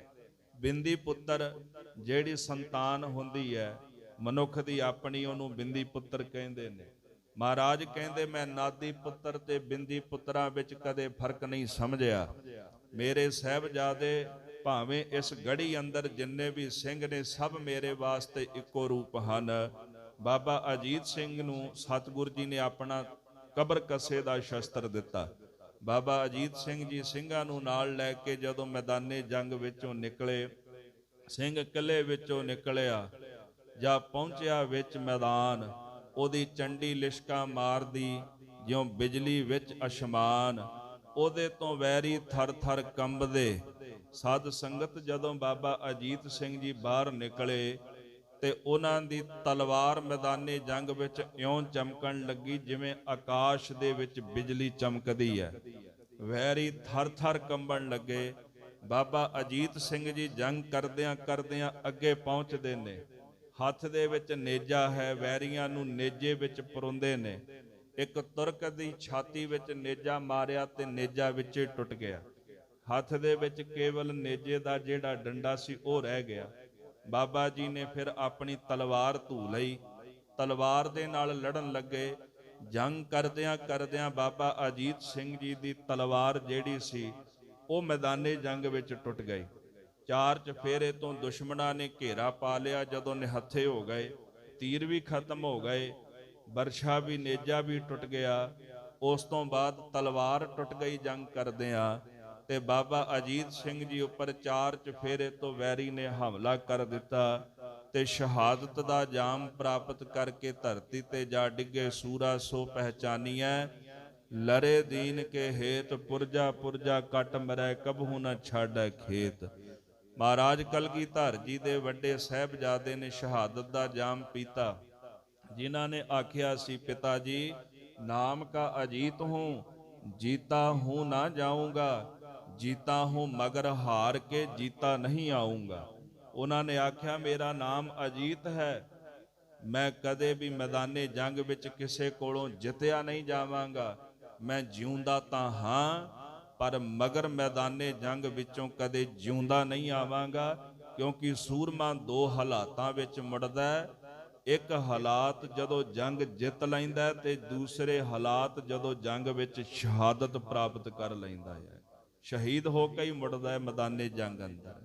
जदों सतगुरु कलगीधर जी ने अखां सामने वड्डे फरजंद नूं शहीद हुंदियां वेखिया ते एक शब्द अल्लाह यार खां जोगी लिखदा है, वो कहंदा जी शाबाश पिशर खूब दलेरी से लड़े हो क्यों ना हो, गोबिंद के फरजंद बड़े हो। महाराज कलगीधर जी कहंदे शाबाश पुत्र बड़ी दलेरी नाल लड़िया, क्यों ना होवे क्योंकि तू गुरु गोबिंद सिंह दा वड्डा फरजंद है। क्यों ना मैदाने जंग विच दलेरी नाल लड़दा। ते एक शब्द पढ़दे ने महाराज जिसकी बस तिस आज्ञा राखै, प्रभ की आज्ञा मानै माथै, उसते चौगुन करै निहाल, नानक साहिब सदा दयाल। जदों वड्डे साहिबजादे दी शहादत होई, जथा शहीद होया, बाबा जुझार सिंह जी आके हाथ जोड़ के खलो गए। आखन लगे भाई से विछड़ कर जीना नहीं आता, सोना नहीं खाना नहीं पीना नहीं भाता। हे सतगुरु अपने भरा नालों विछड़ के मैनू सौना चंगा नहीं लगदा, खाना चंगा नहीं लगदा, पीना चंगा नहीं लगदा। पिता जी मैनू भी आग्या दिओ, मैं मैदाने जंग दे विच जा करके जूझां। महाराज कलगीधर जी कहन लगे पुत्र जाओ, तुहानू मैं खुदा नू सौंपदा हां। मैदाने जंग विच जाओ, मरो या मारो तुम्हें अल्लाह को सौंपा। सतगुरु कहंदे मर जाओ चाहे मैदाने जंग विच दुश्मन नू मार दिओ, जाओ मैं तुहानू अल्लाह नू सौंप दिता है। पर एक बचन नाल फिर आख्या पुत्र याद रखियो, रब को नाम भुलाओ तुम्हें अल्लाह को सौंपा। ਰੱਬ ਨੂੰ ਕਦੇ ਨਾ ਵਿਸਾਰਿਓ, ਭਾਵੇਂ ਮੈਦਾਨੇ ਜੰਗ ਵਿੱਚ ਜੂਝਦੇ ਹੋਵੋ। ਮੈਂ ਤੁਹਾਨੂੰ ਖੁਦਾ ਦੇ ਅੱਲਾ ਦੇ ਹਵਾਲੇ ਕਰਦਾ ਹਾਂ। ਅੱਲਾ ਯਾਰ ਖਾਂ ਜੋਗੀ ਲਿਖਦੇ ਕਿ ਮਹਾਰਾਜ ਕਲਗੀਧਰ ਗੁਰੂ ਗੋਬਿੰਦ ਸਿੰਘ ਸਾਹਿਬ ਜੀ ਨੇ ਆਪਣੇ ਛੋਟੇ ਫਰਜ਼ੰਦ ਜਦੋਂ ਬਾਬਾ ਜੁਝਾਰ ਸਿੰਘ ਨੂੰ ਤੋਰਿਆ ਤੇ ਉਸ ਵਕਤ ਭਾਈ ਦਇਆ ਸਿੰਘ ਜੀ ਫਿਰ ਆ ਕੇ ਅੱਗੇ ਖਲੋ ਗਏ। ਪਾਤਸ਼ਾਹ, ਛੋਟੇ ਸਾਹਿਬਜ਼ਾਦਿਆਂ ਦਾ ਪਰਿਵਾਰ ਦਾ ਪਤਾ ਨਹੀਂ, ਇੱਕੋ ਹੀ ਤੁਹਾਡੀ ਨਿਸ਼ਾਨੀ ਰਹਿ ਗਈ ਹੈ। ਪਾਤਸ਼ਾਹ ਕਿਰਪਾ ਕਰਕੇ ਇਹਨਾਂ ਨੂੰ ਰੋਕ ਲਓ। ਮਹਾਰਾਜ ਕਹਿੰਦੇ, ਪਿਆਰੇ ਦਇਆ ਸਿੰਘ ਜੀ, ਇਹਨਾਂ ਦਾ ਰਾਹ ਛੱਡ ਦਿਓ। ਮੈਂ ਤੁਹਾਨੂੰ ਪਹਿਲਾਂ ਵੀ ਕਿਹਾ ਸੀ ਕਿ ਮੇਰੇ ਪੁੱਤਰਾਂ ਵਿੱਚ ਤੇ ਖਾਲਸੇ ਵਿੱਚ ਮੈਂ ਕਦੇ ਅੰਤਰ ਨਹੀਂ ਕੀਤਾ, ਕਦੇ ਫਰਕ ਨਹੀਂ ਕੀਤਾ। ਤੇ ਸਤਿਗੁਰੂ ਸਾਹਿਬ ਜੀ ਕਹਿੰਦੇ ਨੇ, ਅੱਜ ਮੇਰਾ ਪੁੱਤਰ ਆਪ ਚੱਲ ਕੇ ਮੈਦਾਨੇ ਜੰਗ ਵਿੱਚ ਜੂਝਣ ਵਾਸਤੇ ਆਇਆ। ਜਦੋਂ ਸਮਾਂ ਆਵੇਗਾ, ਜਦੋਂ ਧਰਮ ਤੇ ਕੌਮ ਤੇ ਭੀੜ ਪਿਆ ਕਰੇਗੀ, ਇਹੋ ਜਿਹੇ ਮੇਰੇ ਪਿਆਰੇ ਲਾਲ ਬਿਨਾਂ ਬੁਲਾਇਆ ਮੈਦਾਨੇ ਜੰਗ ਵਿੱਚ ਉਤਰ ਜਾਇਆ ਕਰਨਗੇ। ਉਹਨਾਂ ਨੂੰ ਆਵਾਜ਼ ਮਾਰਨ ਦੀ, ਬੁਲਾਉਣ ਦੀ ਕਦੇ ਲੋੜ ਨਹੀਂ ਪਏਗੀ। ਆਓ, ਧਰਮ ਤੇ ਭੀੜ ਪੈ ਗਈ, ਇਕੱਠੇ ਹੋ ਜਾਓ। ਜਦੋਂ ਲੋੜ ਪਵੇਗੀ, ਆਪਣੇ ਆਪ ਜੁਝਾਰ ਸਿੰਘ ਵਾਂਗੂ ਫੌਜਾਂ ਇਕੱਠੀਆਂ ਹੋ ਜਾਇਆ ਕਰਨਗੀਆਂ ਤੇ ਧਰਮ ਦੀ ਖਾਤਰ ਮੈਦਾਨੇ ਜੰਗ ਵਿੱਚ ਜੂਝ ਕੇ ਸ਼ਹਾਦਤ ਦਾ ਜਾਮ ਪ੍ਰਾਪਤ ਕਰਨਗੇ। ਮਹਾਰਾਜ ਕਲਗੀਧਰ ਜੀ ਬਾਬਾ ਜੁਝਾਰ ਸਿੰਘ ਨੂੰ ਕਹਿੰਦੇ, ਬੇਟਾ, ਜਦੋਂ ਮੈਦਾਨੇ ਜੰਗ ਵਿੱਚ ਜੂਝੋ, ਪਿੱਠ ਤੇ ਵਾਰ ਖਾ ਕੇ ਨਹੀਂ, ਬਲਕਿ ਛਾਤੀ ਦੇ ਉੱਤੇ ਦੁਸ਼ਮਣ ਦਾ ਵਾਰ ਖਾ ਕੇ ਸ਼ਹੀਦ ਹੋਣਾ। ਤੇ ਸਾਹਿਬ ਸੱਚੇ ਪਾਤਸ਼ਾਹ ਕਹਿੰਦੇ, ਜਦੋਂ ਸ਼ਹਾਦਤ ਦਾ ਜਾਮ ਪ੍ਰਾਪਤ ਕਰੋ, ਇੱਕ ਵਾਰੀ ਛਾਤੀ ਤੇ ਖਾਧਾ ਹੋਇਆ ਨੇਜਾ, ਛਾਤੀ ਤੇ ਖਾਧਾ ਹੋਇਆ ਬਰਛਾ, ਉਹ ਜਦੋਂ ਤੁਹਾਡੀ ਛਾਤੀ ਤੇ ਵੱਜੇ ਤੇ ਇੱਕ ਵਾਰੀ ਮੁਖ ਮੇਰੇ ਵੱਲ ਜ਼ਰੂਰ ਕਰਨਾ, ਪਿੱਠ ਦੇ ਕੇ ਨਹੀਂ ਸ਼ਹੀਦ ਹੋਣਾ। ਬਾਬਾ ਜੁਝਾਰ ਸਿੰਘ ਜੀ ਜਦੋਂ ਚਮਕੌਰ ਦੀ ਗੜੀ ਦੇ ਵਿੱਚੋਂ ਬਾਹਰ ਨਿਕਲਦੇ ਨੇ, ਤੁਰਕਾਂ ਦੀ ਫੌਜ ਧਾ ਕੇ ਪੈ ਗਈ ਕਿ ਗੁਰੂ ਗੋਬਿੰਦ ਸਿੰਘ ਜੀ ਦਾ ਛੋਟਾ ਸਾਹਿਬਜ਼ਾਦਾ ਬਾਬਾ ਜੁਝਾਰ ਸਿੰਘ ਜੀ ਜਿਸ ਜਗ੍ਹਾ ਤੇ ਬਾਬਾ ਅਜੀਤ ਸਿੰਘ ਜੀ ਦਾ ਸਰੀਰ ਪਿਆ ਸੀ, ਕਹਿੰਦੇ ਲੜਦੇ ਲੜਦੇ ਉਸ ਸਰੀਰ ਨੂੰ ਵੀ ਪਾਰ ਕਰ ਗਏ, ਇੰਨੀ ਦੂਰ ਤੱਕ ਲੜਦੇ ਚਲੇ ਗਏ। ਬਾਬਾ ਜੁਝਾਰ ਸਿੰਘ ਜੀ ਨੇ ਵੀ ਅਖੀਰ ਮੈਦਾਨੇ ਜੰਗ ਵਿੱਚ ਸ਼ਹਾਦਤ ਦਾ ਜਾਮ ਪ੍ਰਾਪਤ ਕੀਤਾ। 1.25 ਲੱਖ ਸੇ ਏਕ ਲੜਾਊਂ, ਤਬੈ ਗੋਬਿੰਦ ਸਿੰਘ ਨਾਮ ਕਹਾਊਂ। ਜਿਹੜਾ ਬਚਨ ਮਹਾਰਾਜ ਕਲਗੀਧਰ ਜੀ ਨੇ ਕਿਹਾ ਸੀ, ਗੁਰੂ ਕੇ ਖਾਲਸੇ ਨੇ ਚਮਕੌਰ ਦੀ ਗੜੀ ਵਿੱਚ ਸੱਤ ਕਰਕੇ ਵਿਖਾਇਆ। ਬਾਬਾ ਜੁਝਾਰ ਸਿੰਘ ਜੀ ਕਹਿੰਦੇ, ਛਾਤੀ ਦੇ ਵਿੱਚ ਜਦੋਂ ਨੇਜਾ ਵੱਜਿਆ, ਉਹਨਾਂ ਆਪਣਾ ਮੁਖ ਗੁਰੂ ਗੋਬਿੰਦ ਸਿੰਘ ਸਾਹਿਬ ਸੱਚੇ ਪਾਤਸ਼ਾਹ ਮਹਾਰਾਜ ਜੀ ਵੱਲ ਕੀਤਾ। ਧੰਨ ਗੁਰੂ ਗੋਬਿੰਦ ਸਿੰਘ ਜੀ ਮਹਾਰਾਜ ਉਸ ਅਕਾਲ ਪੁਰਖ ਦਾ ਸ਼ੁਕਰਾਨਾ ਕਰਦੇ ਨੇ, ਹੇ ਨਿਰੰਕਾਰ, ਅੱਜ ਮੈਂ ਚਮਕੌਰ ਵਿੱਚੋਂ ਸੁਰਖਰੂ ਹੋ ਕੇ ਚੱਲਿਆ ਹਾਂ। ਤੇਰੀ ਇਮਾਨਤ ਮੈਂ ਤੇਰੇ ਚਰਨਾਂ ਦੇ ਵਿੱਚ ਭੇਟ ਕਰ ਦਿੱਤੀ ਹੈ। ਦੁਨੀਆ ਦੇ ਵਿੱਚ ਕੋਈ ਇਹੋ ਜਿਹਾ ਪਿਤਾ ਨਹੀਂ ਜਿਹੜਾ ਆਪਣੇ ਪੁੱਤਰਾਂ ਦੇ ਤਨ ਦੇ ਟੁਕੜੇ ਹੁੰਦਾ ਆਪਣੀਆਂ ਅੱਖਾਂ ਨਾਲ ਵੇਖੇ ਤੇ ਕਰਤਾਰ ਦਾ ਸ਼ੁਕਰਾਨਾ ਕਰੇ, ਵਾਹਿਗੁਰੂ ਤੇਰੀ ਵਸਤ ਤੇਰੇ ਅੱਗੇ ਮੈਂ ਭੇਟ ਕਰ ਦਿੱਤੀ ਹੈ। ਰਾਤ ਦਾ ਸਮਾਂ ਹੋਇਆ, ਦੁਪਹਿਰ ਢਲੇ, ਬਾਬਾ ਅਜੀਤ ਸਿੰਘ ਜੀ ਸ਼ਹਾਦਤ ਦਾ ਜਾਮ ਪ੍ਰਾਪਤ ਕਰ ਗਏ। ਜਦੋਂ ਸੂਰਜ ਛਪਿਆ, ਬਾਬਾ ਜੁਝਾਰ ਸਿੰਘ ਜੀ ਸ਼ਹਾਦਤ ਦਾ ਜਾਮ ਪ੍ਰਾਪਤ ਕਰ ਗਏ। ਸਤਿਗੁਰਾਂ ਦੇ 3 ਪਿਆਰੇ ਉਹ ਸ਼ਹਾਦਤ ਦਾ ਜਾਮ ਪ੍ਰਾਪਤ ਕਰ ਗਏ। ਭਾਈ ਕੋਠਾ ਸਿੰਘ, ਭਾਈ ਮਦਨ ਸਿੰਘ, ਭਾਈ ਦੇਵਾ ਸਿੰਘ ਆਦਿਕ ਸਿੰਘਾਂ ਨੇ ਸ਼ਹਾਦਤ ਦਾ ਜਾਮ ਪ੍ਰਾਪਤ ਕੀਤਾ। ਗੁਰਮੁਖ ਪਿਆਰਿਓ, ਕੇਵਲ ਗਿਣਤੀ ਦੇ ਸਿੰਘ ਮਹਾਰਾਜ ਦੇ ਨਾਲ ਅੰਦਰ ਰਹਿ ਗਏ।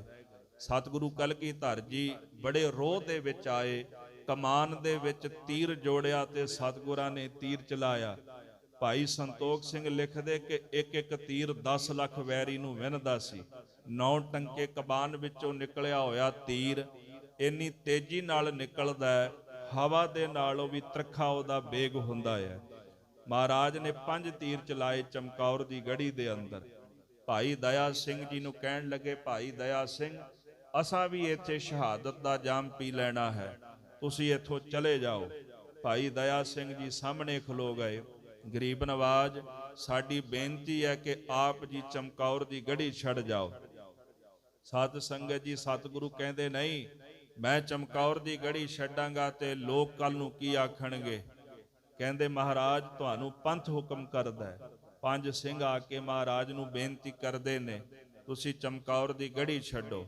ਸਤਿਗੁਰੂ ਆਪ ਜੀ ਸਾਡੇ ਵਰਗੇ ਲੱਖਾਂ ਸਿੰਘ ਪੈਦਾ ਕਰ ਸਕਦੇ ਹੋ, ਤੇ ਅਸੀਂ ਲੱਖਾਂ ਮਿਲ ਕੇ ਤੁਹਾਡੇ ਜਿਹਾ ਗੁਰੂ ਇੱਕ ਇਦਾਂ ਦਾ ਪੈਦਾ ਨਹੀਂ ਕਰ ਸਕਦੇ। ਤੁਸੀਂ ਸਾਡੇ ਵਰਗੇ ਲੱਖਾਂ ਸਿੰਘਾਂ ਨੂੰ ਪੈਦਾ ਕਰ ਸਕਦੇ ਹੋ। ਮਹਾਰਾਜ ਕਲਗੀਧਰ ਜੀ ਨੇ ਜਦੋਂ ਖਾਲਸੇ ਨੇ 5 ਸਿੰਘਾਂ ਦੇ ਰੂਪ ਵਿੱਚ ਹੁਕਮ ਦਿੱਤਾ ਮਹਾਰਾਜ ਨੂੰ ਜਾਣ ਦਾ, ਤੇ ਸਤਿਗੁਰਾਂ ਨੇ ਜਿਨ੍ਹਾਂ ਨੂੰ ਇਹ ਆਖਿਆ ਸੀ ਖਾਲਸਾ ਮੇਰੀ ਜਾਨ ਕੀ ਜਾਨ, ਮੈਂ ਆਪਣੇ ਖਾਲਸੇ ਦਾ ਕਿਹਾ ਨਹੀਂ ਮੋੜ ਸਕਦਾ, ਸਤਿਗੁਰੂ ਕਲਗੀਧਰ ਜੀ ਨੇ ਆਪਣੀ ਥਾਂ ਤੇ ਭਾਈ ਸੰਗਤ ਸਿੰਘ ਜੀ ਨੂੰ ਬਿਠਾਇਆ। ਜਦੋਂ ਖਾਲਸੇ ਨੂੰ ਗੁਰਤਾ ਗੱਦੀ ਦਿੱਤੀ, ਇਹ ਸਰਗੁਣ ਸਰੂਪ ਦੀ ਜਿਹੜੀ ਗੁਰਤਾ ਗੱਦੀ ਹੈ ਨਾ, 2 ਰੂਪ ਨੇ, ਨਿਰਗੁਣ ਤੇ ਸਰਗੁਣ। ਨਿਰਗੁਣ ਰੂਪ ਗੁਰ ਸ਼ਬਦ, ਜਿਹਨੂੰ ਗੁਰਤਾ ਗੱਦੀ ਹਜੂਰ ਸਾਹਿਬ ਦਿੱਤੀ, ਤੇ ਸਰਗੁਣ ਸਰੂਪ ਨੂੰ ਮਹਾਰਾਜ ਨੇ ਗੁਰਤਾ ਗੱਦੀ ਦਿੱਤੀ ਚਮਕੌਰ ਦੀ ਗੜੀ ਵਿੱਚ। ਭਾਈ ਸੰਗਤ ਸਿੰਘ ਜੀ ਨੂੰ ਮਹਾਰਾਜ ਕਲਗੀਧਰ ਜੀ ਨੇ ਆਪਣੀ ਕਲਗੀ, ਆਪਣੀ ਜਗ੍ਹਾ ਸਜਾਈ, ਆਪਣੇ ਚੱਕਰ ਦਮਾਲੇ ਤੇ ਸਜਾਏ, ਆਪਣੇ ਸ਼ਸਤਰ ਪਹਿਨਾਏ, ਮਹਾਰਾਜ ਨੇ ਆਪਣੇ ਬਸਤਰ ਪਹਿਨਾਏ, ਤੇ ਭਾਈ ਸੰਗਤ ਸਿੰਘ ਜੀ ਨੂੰ ਸ਼ਸਤਰ ਬਸਤਰ ਪਹਿਨਾ ਕੇ ਬੜੇ ਪ੍ਰਸੰਨ ਹੋ ਕੇ ਉਹਨਾਂ ਦੀਆਂ ਪਰਿਕਰਮਾ ਕੀਤੀਆਂ। ਤੇ ਮਹਾਰਾਜ ਕਹਿੰਦੇ ਅੱਜ ਤੋਂ ਬਾਅਦ ਮੈਂ ਆਪਣੇ ਸਰਗੁਣ ਸਰੂਪ ਦੀ ਗੱਦੀ ਖਾਲਸੇ ਪੰਥ ਨੂੰ ਦਿੰਦਾ ਹਾਂ। ਇੱਕ ਵਿਦਵਾਨ ਸੱਜਣ ਲਿਖਦੇ ਕਿ ਜਦੋਂ ਆਨੰਦਪੁਰ ਸਾਹਿਬ ਮਹਾਰਾਜ ਕਲਗੀਧਰ ਜੀ ਨੇ ਕਹਿੰਦੇ ਛੱਡਿਆ, ਬਾਬਾ ਅਜੀਤ ਸਿੰਘ ਜੀ ਪਿੱਛੇ ਮੁੜ ਮੁੜ ਕੇ ਵੇਖਦੇ ਨੇ। ਭਾਈ ਚੌਪਾ ਸਿੰਘ ਜੀ ਉਹਨਾਂ ਦੇ ਨਾਲ, ਸਤਿਗੁਰੂ ਜੀ ਸੱਚੇ ਪਾਤਸ਼ਾਹ ਕਲਗੀਧਰ ਜੀ ਦੇ ਸਾਹਿਬਜ਼ਾਦੇ ਨੂੰ ਭਾਈ ਚੌਪਾ ਸਿੰਘ ਕਹਿਣ ਲੱਗੇ, ਸਾਹਿਬਜ਼ਾਦਾ ਜੀ ਆਪ ਜੀ ਵਾਰ-ਵਾਰ ਪਿੱਛੇ ਕਿਉਂ ਮੁੜ ਕੇ ਵੇਖਦੇ ਹੋ? ਕਹਿੰਦੇ ਪਤਾ ਨਹੀਂ ਕਿ ਮੁੜ ਕੇ ਆਨੰਦਪੁਰ ਸਾਹਿਬ ਆਉਣਾ ਕਿ ਨਹੀਂ ਆਉਣਾ। ਜਿੱਥੇ ਖੇਡੇ ਹਾਂ, ਵੱਡੇ ਹੋਏ ਹਾਂ, ਸ਼ਸਤਰ ਵਿਦਿਆ ਸਿੱਖੀ ਹੈ, ਜਿੱਥੇ ਆਨੰਦ ਮਾਣਿਆ, ਤੇ ਉਸ ਵਕਤ ਭਾਈ ਚੌਪਾ ਸਿੰਘ ਦੀਆਂ ਧਾਹਾਂ ਨਿਕਲ ਗਈਆਂ। ਮਹਾਰਾਜ ਕਲਗੀਧਰ ਗੁਰੂ ਗੋਬਿੰਦ ਸਿੰਘ ਸਾਹਿਬ ਸੱਚੇ ਪਾਤਸ਼ਾਹ ਜੀ ਪੁੱਛਣ ਲੱਗੇ, ਚੌਪਾ ਸਿੰਘ ਕੀ ਹੋਇਆ? ਹੇ ਗਰੀਬ ਨਵਾਜ ਸੱਚੇ ਪਾਤਸ਼ਾਹ, ਆਪ ਜੀ ਦੇ ਸਾਹਿਬਜ਼ਾਦੇ ਬਾਬਾ ਅਜੀਤ ਸਿੰਘ ਜੀ ਕਹਿੰਦੇ ਮਹਾਰਾਜ ਪਤਾ ਨਹੀਂ ਆਨੰਦਪੁਰ ਸਾਹਿਬ ਆਉਣਾ ਕਿ ਮੁੜ ਕੇ ਨਹੀਂ ਆਉਣਾ। ਮਹਾਰਾਜ ਕਲਗੀਧਰ ਜੀ ਕਹਿਣ ਲੱਗੇ, ਅਜੀਤ ਸਿੰਘ ਜੀ ਅਸੀਂ ਆਨੰਦਪੁਰ ਸਾਹਿਬ ਹਰ ਸਾਲ ਆਇਆ ਕਰਾਂਗੇ, ਹਰ ਸਾਲ ਇੱਥੇ ਪਹੁੰਚਿਆ ਕਰਾਂਗੇ, ਖਾਲਸੇ ਦੇ ਰੂਪ ਦੇ ਵਿੱਚ ਇੱਥੇ ਵਰਤਿਆ ਕਰਾਂਗੇ। ਜਦੋਂ ਇੱਥੇ ਹੌਲੇ ਮਹੱਲੇ ਦਾ ਦਿਹਾੜਾ ਹੋਵੇਗਾ, ਵਾਸਾ ਤਾਂ ਗੁਰੂ ਦਾ ਸਦਾ ਹੀ ਹਰ ਥਾਂ ਤੇ ਹੈ, ਪਰ ਸਤਿਗੁਰੂ ਕਹਿੰਦੇ ਆਨੰਦਪੁਰ ਸਾਹਿਬ ਅਸੀਂ ਜ਼ਰੂਰ ਆਇਆ ਕਰਾਂਗੇ ਜਦੋਂ ਮੇਰਾ ਖਾਲਸਾ ਆਨੰਦਪੁਰ ਸਾਹਿਬ ਦੀ ਧਰਤੀ ਤੇ ਇਕੱਠਾ ਹੋਇਆ ਕਰੇਗਾ। ਇਹ ਬਚਨ ਮਹਾਰਾਜ ਨੇ ਆਨੰਦਪੁਰ ਸਾਹਿਬ ਦਾ ਕਿਲ੍ਹਾ ਛੱਡਣ ਵੇਲੇ ਕੀਤਾ। ਅੱਜ ਜਦੋਂ ਖਾਲਸੇ ਦਾ ਜਾਹੋ ਜਲਾਲ ਆਨੰਦਪੁਰ ਸਾਹਿਬ ਦੀ ਧਰਤੀ ਤੇ ਵੇਖਦੇ ਹਾਂ, ਮਹਾਰਾਜ ਕਲਗੀਧਰ ਜੀ ਆਪਣੇ ਸ਼ਹੀਦਾਂ ਦੇ ਨਾਲ, ਆਪਣੇ ਪਿਆਰੇ ਫਰਜ਼ੰਦਾਂ ਦੇ ਨਾਲ ਆਨੰਦਪੁਰ ਸਾਹਿਬ ਦੀ ਧਰਤੀ ਤੇ ਅੱਜ ਵੀ ਖਾਲਸੇ ਨੂੰ ਦੀਦਾਰ ਬਖਸ਼ਿਸ਼ ਕਰਦੇ ਨੇ। ਚਮਕੌਰ ਦੀ ਗੜੀ ਦੇ ਵਿੱਚੋਂ ਮਹਾਰਾਜ ਕਲਗੀਧਰ ਜੀ ਨਿਕਲੇ ਜਦੋਂ, ਇਤਿਹਾਸਕਾਰ ਲਿਖਦੇ ਵੀ 4 ਬੁਰਜੀਆਂ ਸਨ ਜਿਨ੍ਹਾਂ ਤੇ ਮਹਾਰਾਜ ਜੀ ਨੇ ਇੱਕ ਇੱਕ ਸਿੰਘ ਬਿਠਾ ਦਿੱਤਾ। ਆਗਿਆ ਹੋਈ ਕਿ ਰਾਤ ਹੌਲੀ ਹੌਲੀ ਵਿੱਚ ਵਿਚਾਲੇ ਤੁਸੀਂ ਬੰਦੂਕ ਦੀਆਂ ਛਲਕਾਂ ਛੱਡਣੀਆਂ ਨੇ, ਤਾਂ ਕਿ ਤੁਰਕਾਂ ਨੂੰ ਇਹ ਪਤਾ ਲੱਗਦਾ ਰਹੇ ਵੀ ਸਿੰਘ ਅਜੇ ਵੀ ਅੰਦਰ ਨੇ। ਸਤਿਗੁਰੂ ਜੀ ਨੇ ਆਪ ਚਮਕੌਰ ਦੀ ਪਿਛਲੇ ਪਾਸੇ ਨਾ ਇੱਕ ਛੋਟਾ ਜਿਹਾ ਦਰਵਾਜ਼ਾ ਸੀ ਗੜੀ ਦਾ, ਉਹ ਦਰਵਾਜ਼ਾ ਖੋਲ੍ਹਿਆ, ਬਾਹਰ ਨਿਕਲੇ। ਗੁਰਦੁਆਰਾ ਤਾੜੀ ਸਾਹਿਬ ਅੱਜ ਵੀ ਸੁਸ਼ੋਭਿਤ ਹੈ। ਮਹਾਰਾਜ ਜੀ ਕਹਿੰਦੇ ਏਦਾਂ ਨਹੀਂ ਜਾਣਾ। ਸਤਿਗੁਰਾਂ ਨੇ ਉੱਥੇ ਪੀਰ ਹਿੰਦ ਮੇਰ ਅਵਦ ਤਾੜੀ ਮਾਰੀ, ਆਖਿਆ ਫੜ ਸਕਦੇ ਹੋ ਫੜ ਦੋ, ਹਿੰਦ ਦਾ ਪੀਰ ਜਾ ਰਹੇ ਆ। ਤੁਰਕਾਂ ਨੂੰ ਆਪੋ ਧਾਪੀ ਪੈ ਗਈ। ਇੰਨੇ ਨੂੰ ਮਹਾਰਾਜ ਕਲਗੀਧਰ ਗੁਰੂ ਗੋਬਿੰਦ ਸਿੰਘ ਸਾਹਿਬ ਜੀ, ਭਾਈ ਦਇਆ ਸਿੰਘ, ਭਾਈ ਮਾਨ ਸਿੰਘ ਜੀ, ਇਸੇ ਪ੍ਰਕਾਰ ਸਤਿਗੁਰ ਜੀ ਦੇ 5 ਪਿਆਰਿਆਂ ਵਿੱਚੋਂ ਭਾਈ ਧਰਮ ਸਿੰਘ ਜੀ, ਇਹਨਾਂ ਨਾਲ ਮਿਲ ਕੇ ਮਹਾਰਾਜ ਜੀ ਚਮਕੌਰ ਦੀ ਗੜੀ ਵਿੱਚੋਂ ਨਿਕਲ ਗਏ। ਸਾਧ ਸੰਗਤ ਜੀ ਕਹਿੰਦੇ ਜਦੋਂ ਅੰਮ੍ਰਿਤ ਵੇਲੇ ਦਾ ਸਮਾਂ ਹੋਇਆ, ਨਾਲ ਹੀ 2 ਕਿਲੋਮੀਟਰ ਚਮਕੌਰ ਸਾਹਿਬ ਦੇ ਇੱਕ ਪਿੰਡ ਪੈਂਦਾ ਰਾਏਪੁਰ, ਉੱਥੋਂ ਦੀ ਰਹਿਣ ਵਾਲੀ ਇੱਕ ਬੀਬੀ ਸੀ, ਬੀਬੀ ਸ਼ਰਨ ਕੌਰ।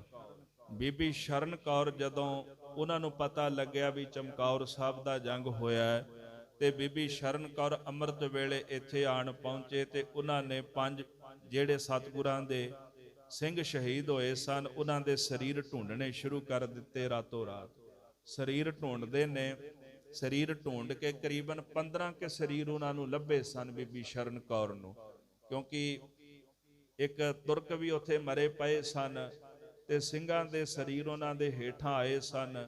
ਖਿੱਚ ਖਿੱਚ ਕੇ ਇੱਕ ਸਰੀਰ ਨੂੰ, ਕਿਉਂਕਿ ਸਰੀਰ ਭਾਰੀ, ਖਿੱਚਣਾ ਵੀ ਔਖਾ ਹੈ।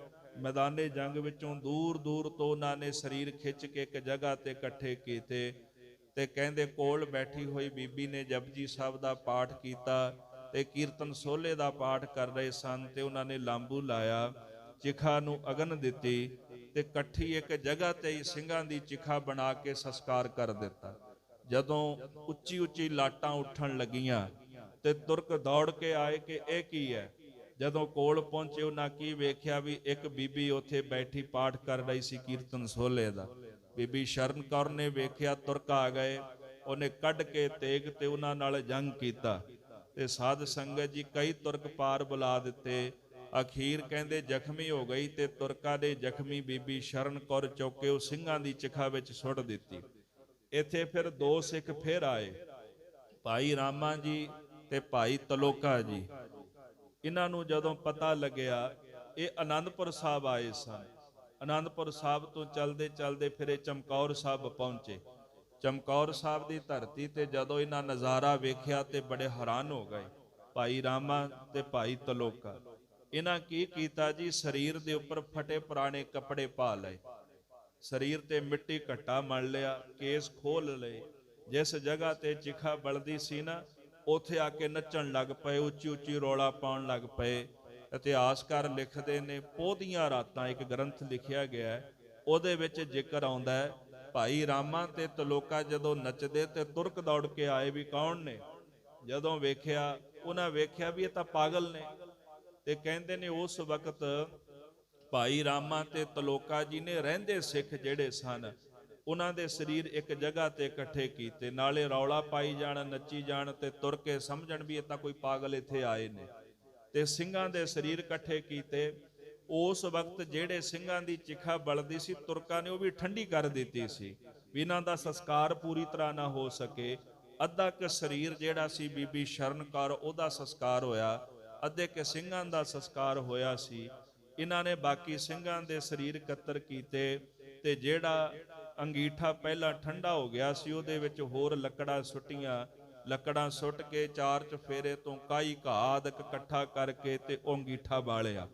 ਫਿਰ ਜਦੋਂ ਅੰਗੀਠਾ ਬਾਲਿਆ ਤੇ ਤੁਰਕ ਫਿਰ ਇੱਕੋ ਦਮ ਭੱਬ ਕੇ ਉੱਥੇ ਆਏ, ਕੀ ਹੋਇਆ।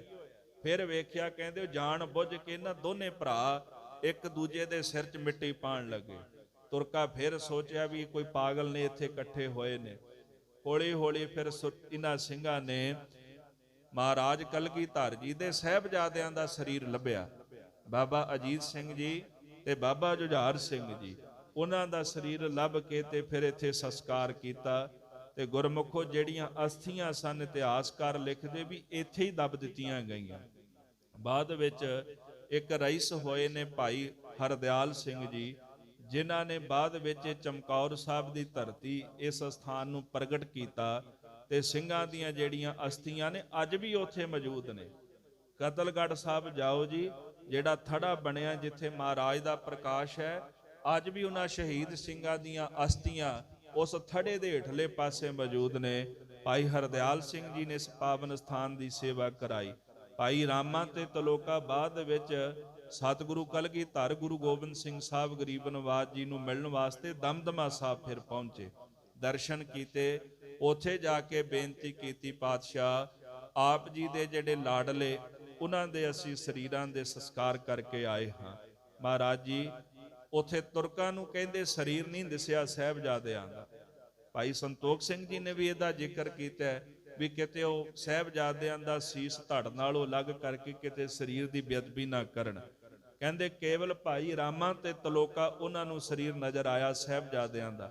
ਉਹਨਾਂ ਨੇ ਬੇਨਤੀ ਵੀ ਕੀਤੀ, ਮਹਾਰਾਜ ਜੀਓ ਆਪ ਜੀ ਦੇ ਵੱਡੇ ਸਾਹਿਬਜ਼ਾਦੇ, ਉਹਨਾਂ ਦਾ ਸਰੀਰ ਸਾਨੂੰ ਨਜ਼ਰੀ ਪੈ ਗਿਆ, ਸਾਨੂੰ ਦੀਦਾਰ ਹੋ ਗਏ, ਅਸੀਂ ਉਹਨਾਂ ਦੇ ਸਰੀਰ ਦਾ ਸੰਸਕਾਰ ਕਰਕੇ ਆਏ ਹਾਂ, ਸਿੰਘਾਂ ਦਾ ਸੰਸਕਾਰ ਕਰਕੇ ਆਏ ਹਾਂ।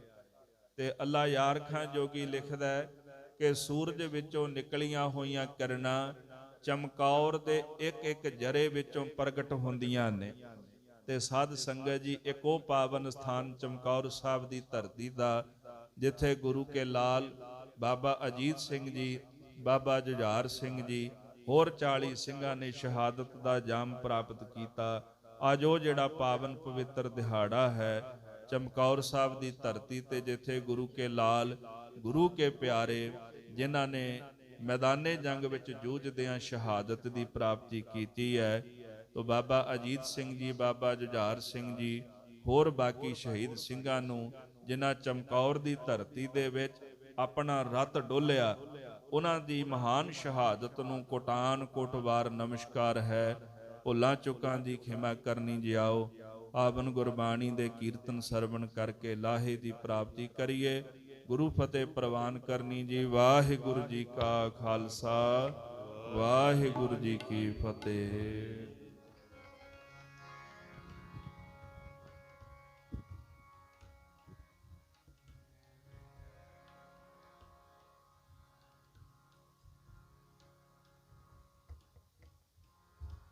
ਵਾਹਿਗੁਰੂ